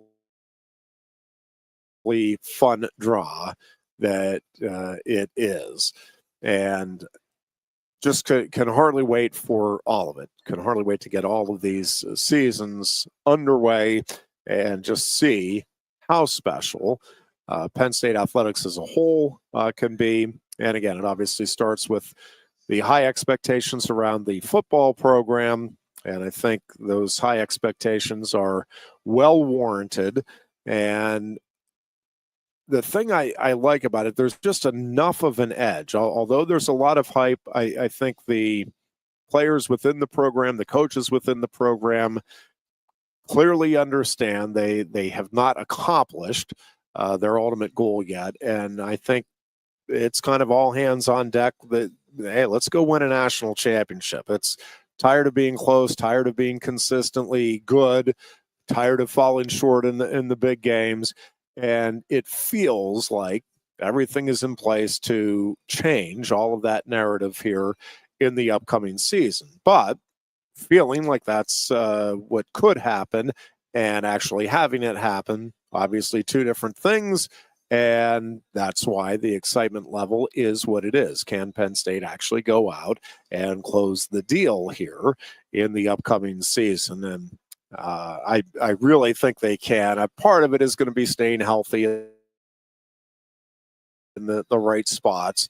But, boy, it just feels like they have superstars at the right spots. It feels like they have the right a good amount of depth, and then the right rest of the pieces in place as well. And, again, I think when you start to look with any championship team in football, you start with the guys up front. And you just look at the offensive line, the experience there, the depth there, the defensive line. maybe not quite the depth that you'd ideally like to see, but I think they have the star power there and the guys that can lead this team to a championship. Maybe need to stay a little healthier there. Although I think they have some guys that can develop as the season goes on, and maybe that depth will be a little better than what some are projecting it to be right now. But boy, just across the board, I think good special teams play. I think, you look at the defensive line, what it's capable of. I think the linebacking core, again, maybe not quite the depth that you'd ideally love to have, but boy, that is a good linebacking core. Outstanding secondary. And again, wide receiver is the one spot where it's like, all right, we need to see some guys show up and step up in the big moments in the upcoming season. But feels like everything is in place there for a great run. All right, we'll have some final thoughts as we wrap things up after this timeout. You're listening to the Lion Country Kia Goon and Ironhead show at Quaker Steak and Lube, the place to be. If you're a sports fan, you can come on down and watch baseball action, of course, throughout the rest of summer. But boy, football season is coming. A great environment down here. If you come down a Friday night or Saturday, Sunday afternoons or evenings, just a great environment. They have the games up on a wide variety of TVs located all throughout the restaurant and bar. Of course, they have great food, great selection of food. And I'm telling you, it's the best service you're going to find in our area. Quaker Steak and Lube, our home away from home on Tuesdays and Thursdays. And we're back from QSL right after this. No one likes making trips to the gas station. Well, Lion Country Kia can help. If you're tired of going to the gas station all the time, Lion Country Kia can help with the 2025 Kia Sportage Hybrid. Save now with 2.9% APR financing for up to 48 months. And get $500 Kia Finance bonus cash. There's 14 available that get 38 MPG combined. Say goodbye to all those pump visits. 2025 Kia Sportage Hybrids start at just $32,285. And be sure to check out the full Kia lineup too. And their selection of certified pre-owned Kias. Remember, every new Kia comes with a 10-year, 100,000-mile powertrain warranty. Ease that pain at the pump with a 38 MPG combined 2025 Kia Sportage Hybrid from Lion Country Kia, 1334 Drivable Street off Shiloh Road behind Sam's Club, State College. Warranty is a limited powertrain warranty. For details, see dealer or go to kia.com. If you love wings, if you love rings, and all kinds of other tempting things, great times, great food, get to Quaker Steak and Lube. Get our Best Wings USA, signature sauces, mouth-watering appetizers, or any of our delicious award-winning lube favorites. Great times, great food, get to Quaker Steak and Lube. I'm the Modelo Recruiter, and I'm looking for fans with good hands and great speed. The ones who stay focused and never miss a play. They go the distance on game day, even when their team is away. I'm always watching, always looking to reward more full-time fans. Because football isn't really football without you. The State College Spikes are home for 5 games Wednesday, July 23rd through Sunday, July 27th. Enjoy Super Splash Day with a 12:05 p.m. daytime start Thursday the 24th. The Pope is Leslie Bobblehead Giveaway presented by McClure Company with an appearance by Puzz Friday the 25th. Paint the Park Pink Night presented by Mountain Health with fireworks, a pink bucket hat giveaway, and a pink jersey off the back auction Saturday the 26th. And Cancer Survivors Night presented by Penn Highlands Healthcare Sunday the 27th. For tickets, call 814-272-1711 or buy and download at statecollegespikes.com. A lot has changed about State College. One thing that hasn't is W.C. Clark's Coffee Roasters on 234 East Calder Way. 30 different varieties of specialty coffee beans sourced from over 25 countries and roasted with love each morning in Happy Valley for over 45 years. They'll ship their fresh roasted coffee from their doorstep to yours. Order online at statecollegecoffee.com. That's statecollegecoffee.com. Hi, welcome to Timberland Federal Credit Union, a financial cooperative for its members, tracing all the way back to 1973. Experience Timberland Federal Credit Union, where you're greeted with a smile and financial solutions are tailored to your unique life journey. Here, we're not just financial professionals, we're your neighbors, people invested in your financial needs, literacy, and empowerment. Your dreams matter to us, whether they're about buying a home, growing a nest egg, or embarking on new adventures. TFCU draws from the past and invests in the future, offering modern tools like online banking to give you the freedom to manage your money practically anytime. Additionally, we're passionate about giving back both time and resources because enhancing our community is at the core of why we're here.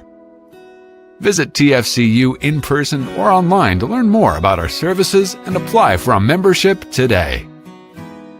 WFXX, once again. Your sports radio. Broadcasting live, loud and proud from Central PA's Sports Authority. WFXS America. 98.7 The Fox State College. The Goon and Ironhead.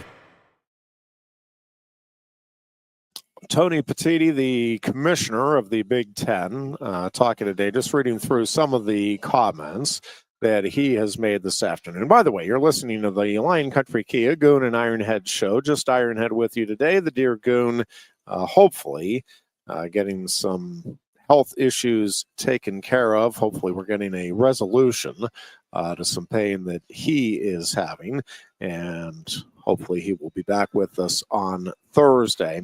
But Tony Petitti, Big Ten Media Days, not an advocate of more at-large discretion, if you will, in the playoffs. It's interesting. A lot of these things, I think there's reasonable calls on both sides. And he even talks about I think we've talked about this a little bit on our show. Anytime you expand, I think the idea is, man, this is going to make it easier to determine who the national champion is. And it actually, I think with each step, it adds another level of complication to, all right, how do we decide who gets in? And then again, no matter where you draw the line, you look at it with, March Madness, and no matter where you draw the line, the first four out there's going to be folks arguing, man, those teams should have been in. Last four in, people arguing some of those teams should be out. No matter where you draw the line, that's the case. I do think probably with 12 teams, even though I would like to see the playoffs expand to 16. That just feels like the right number.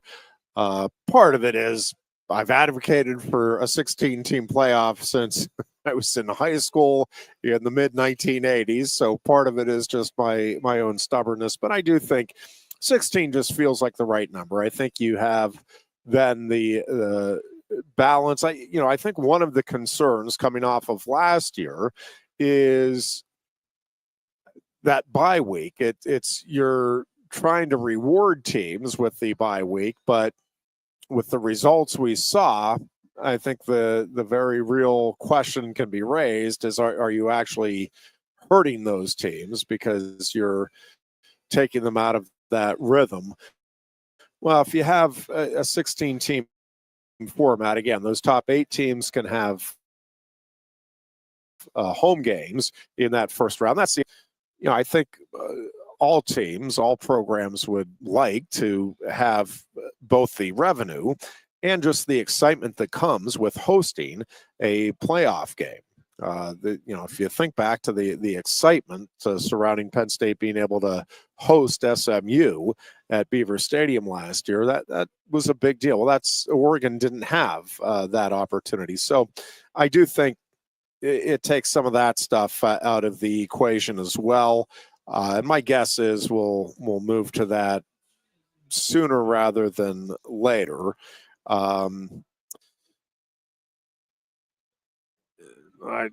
Just reading through here, Batiti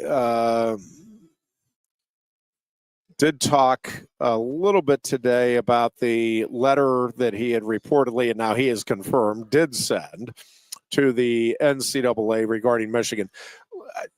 I agree with this one point, which is, and this has been, it's one of the reasons the NCAA has the well-earned, god-awful reputation it has over the decades, is these investigations take entirely too long. And by the time you get around to handing out penalties, the too often the actors involved have all moved on. Well, you're leaving the school sitting there. It's like, well, the coach left, the players are gone, and well, yes, but we got to punish you because you're all that's left for us to punish. Well, but you're not punishing the actual folks that committed the transgression. And Patiti said, like, you've got to make a decision here and conduct these investigations more quickly and make your determinations on punishment more quickly. And he did advocate for no further punishment after the very limited punishment that Michigan has received. And I just agree with that only because of the length to which Michigan went to cheat. I mean, this was clearly a known organized cheating scandal by Michigan, my opinion. And I think they needed to handle that more harshly. Now, I would agree. I mean, handing down a significant punishment on the school now with Harbaugh gone and it probably doesn't make a lot of sense at this point. But it does feel like they got away with a pretty significant crime with a little slap to the wrist, and that does not sit well with a lot of folks, including yours truly. He did also, I just want to get to the comments here on the revenue sharing, because this is one of the things that I think is still causing a lot of angst, and I think rightfully so, throughout college athletics. And I'm not sure what the right answer is. I'm not sure that they haven't already settled on the right answer, but it is clearly not equitable. And again, I could make the argument that it doesn't need to be equitable and it is fine the way it is. I could make the argument the other way. But here's what Patiti said on the allocation of revenue share.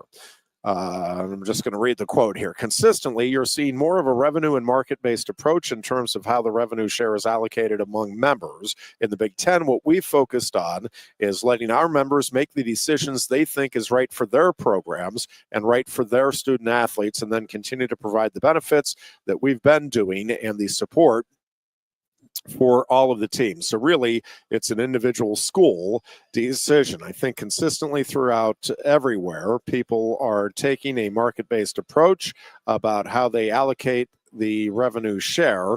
One thing about the way the system is built, there's no obligation to get to any number. What sports you choose to support, how you allocate the money among your student athletes, that's really a decision that's best made institutionally. There's been a lot of discussion, as you can imagine. The system was new. We've been working to implement it for more than a year at this point, since we had the agreement in principle to approve the settlement back, I guess it was last May of 24. So again, that may be the right approach. The potential issue is, again, the reports, and I think the reports that we've had on a couple of these situations are pretty accurate, is like a school like Illinois is only sharing revenue with football and men's basketball, which are the only two sports that generate revenue. And thus, again, you can make a pretty reasonable argument. Well, yeah, if you generate revenue, you would get the revenue share. If your program is losing money, hard to justify giving that program money. That you can, again, that is I think a legitimate argument. On the other side of it, well, all of these sports are bringing in interest to your school, to your athletic department. And again, depending on the stature, like UConn women's basketball is a huge draw and a huge reason people know about the University of Connecticut. Same thing with Tennessee women's basketball. Same thing. I mean, Johns Hopkins lacrosse might be the reason, sports-wise, that folks know about Johns Hopkins. Northwestern field hockey. So Penn State Wrestling, certainly Iowa Wrestling, Oklahoma State Wrestling. So on one hand, yes, okay, that makes sense, having the schools do it. On the other hand, if you have one school that is allocating, and again, I get it, it's up to the school, they're doing it themselves, but it's like, hey, yeah, we want to spread this around with 8 of our programs, and another is just spreading it among 2 programs, that clearly those 2 programs have a leg up then on others. Now, there are other things other than revenue share that come into play, and I understand that and appreciate that. I also do think that the long-term sustainability of some of these other Olympic sports or non-revenue sports, again, let's just say, I'm trying to think of a sport that water polo that Penn State doesn't have. And I have no idea the number of water polo programs that are out there, but let's just say it's 60 right now. And there are 5 schools that say, yep, man, we're going to give a little bit of our revenue share to water polo. And there's 2 that are like, nope, we're going to give a pretty good portion. Well, at the end of the day, if 35 of the programs are like, well, this isn't worth it, we're not getting anything, and I don't know exactly where the number is, and it may differ with the sport, but you get to a number where it's, well, we can't have a Division I water polo league with 3 schools in it. Like that makes no sense. And that is my concern, is that the numbers are going to drop because in a lot of these sports, there's going to be too few programs. And on one hand, you're like, well, yeah, but those programs are serious about it. Well, are there enough programs that are willing to do that you have, all right, yep, this is a reasonable number. And again, I don't think it has to be a huge number. I think men's gymnastics, although I'd like to see the numbers there grow, the caliber of gymnastics you're seeing is phenomenal. So, I mean, I think much like your professional sports leagues, I mean, you can have 30 or fewer teams, but you probably need more than 20 to make it feel like, all right, yeah, this is a legitimate competitive league. And I just worry that a lot of these sports are not going to have 20 programs. I'm not sure some of them are going to have 10 that are in enough to make it feel like it is a competitive venture. And that's just, that's my ongoing concern. We will take our final, we'll wrap things up is what we'll do. Final break of the day. And hopefully the Dear Goon will be back on Thursday. The show will be back on Thursday for sure. And until then, we hope that you are both No one likes making trips to the gas station. Well, Lion Country Kia can help. If you're tired of going to the gas station all the time, Lion Country Kia can help with the 2025 Kia Sportage Hybrid. Save now with 2.9% APR financing for up to 48 months. And get $500 Kia Finance bonus cash. There's 14 available that get 38 MPG combined. Say goodbye to all those pump visits. 2025 Kia Sportage Hybrids start at just $32,285. And be sure to check out the full Kia lineup too. And their selection of certified pre-owned Kia Kias. Remember, every new Kia comes with a 10-year, 100,000-mile powertrain warranty. Ease that pain at the pump with a 38 MPG combined 2025 Kia Sportage Hybrid from Lion Country Kia. 1334 Drivable Street off Shiloh Road behind Sam's Club, State College. Warranty is a limited powertrain warranty. For details, see dealer or go to kia.com. If you love wings, if you love rings, and all kinds of other tempting things, great times, great food, get to Quaker Steak Lube. Get our Best Wings USA, signature sauces, mouth-watering appetizers, or any of our delicious award-winning lube favorites. Great times, great food, get to Quaker Steak Lube. I'm the Modelo Recruiter, and I'm looking for fans with good hands and great speed. The ones who stay focused and never miss a play. They go the distance on game day, even when their team is away. I'm always watching, always looking to reward more full-time fans. Because football isn't really football without you. The State College Spikes are home for 5 games Wednesday, July 23rd through Sunday, July 27th. Enjoy Super Splash Day with a 12:05 p.m. daytime start Thursday the 24th. The Pope is Lesney Bobblehead giveaway presented by McClure Company with an appearance by Puzz Friday the 25th. Paint the Park Pink Night presented by Mountain Indy Health with fireworks, a pink bucket hat giveaway, and a pink jersey off the back auction Saturday the 26th. And Cancer Survivors Night presented by Penn Highlands Healthcare Sunday the 27th. For tickets, call 814-272-1711 or buy and download at statecollegespikes.com. A lot has changed about State College. One thing that hasn't is W.C. Clark's Coffee Roasters on 234 East Calder Way. 30 different varieties of specialty coffee beans sourced from over 25 countries and roasted with love each morning in Happy Valley for over 45 years.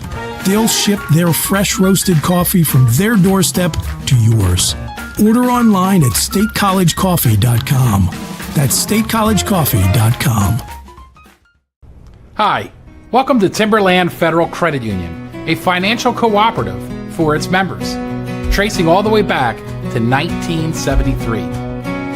Experience Timberland Federal Credit Union, where you're greeted with a smile and financial solutions are tailored to your unique life journey.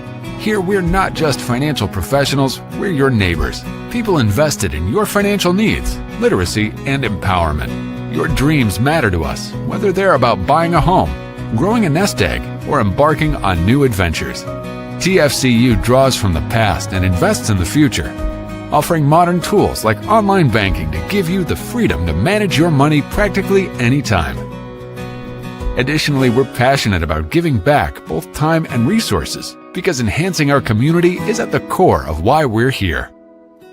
Visit TFCU in person or online to learn more about our services and apply for a membership today. WFXS, The Fox, your sports radio. Broadcasting live, loud and proud from Central PA's Sports Authority. WFXS America. 98.7 The Fox State College. The Goon and Ironhead.